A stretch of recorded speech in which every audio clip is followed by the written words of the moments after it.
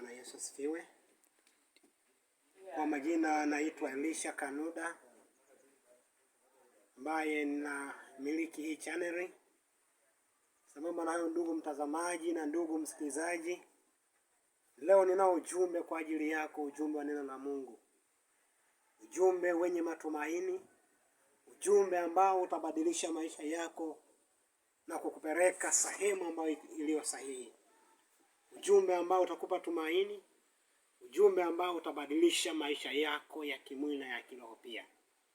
Kwa maisha haya zipo changamoto nyingi sana ambazo mwanadamu anazipitia, lakini tunalo tumaini ambalo lipo kwa Yesu.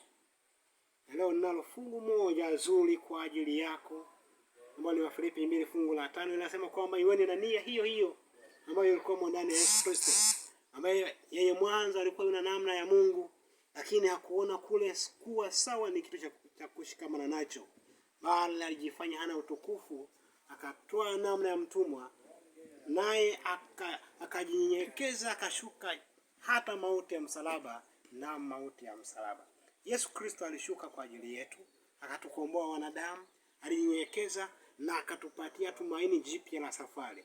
Pale wanadamu ambapo tulipokuwa tumetanga mbali na upendo wa Yesu, Yesu akashuka akatuunganisha tena na Mungu wetu muumbaji. Katika maisha haya nipo tumaini, na tumaini hili ni kumfahamu Yesu Kristo.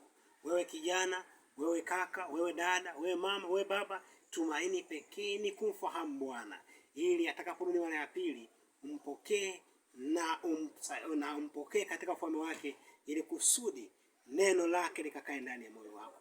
Karibu sana katika hii channel. Unapo like na kucomment na kusubscribe live, na Mungu aweze kukutia nguvu, Mungu aweze kukubariki, na hatimaye tuweze kusonga mbele wote kwa pamoja, kusukuma kazi ya Mungu. Na popote ulipo, endelea kufuatilia na imani ya kwamba Mungu atakubariki sana kwa jina la Yesu Kristo. Lakini ninalo jambo moja nataka nikuombee wewe ambao uko hapo, ambao umejaa changamoto, shida.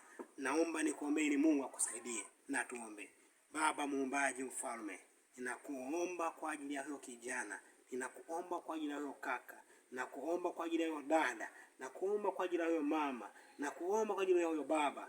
Pale unapopitia machangamoto mbalimbali za maisha, wapatie tumaini, wapatie nguvu, wapatie ujasiri, na hatimaye wote kwa pamoja kawaandae kwa ufalme wako mara ya pili. Wanaoumwa, mkono wako uponyaji kwa pamoja nao, kwa jina la Yesu Kristo.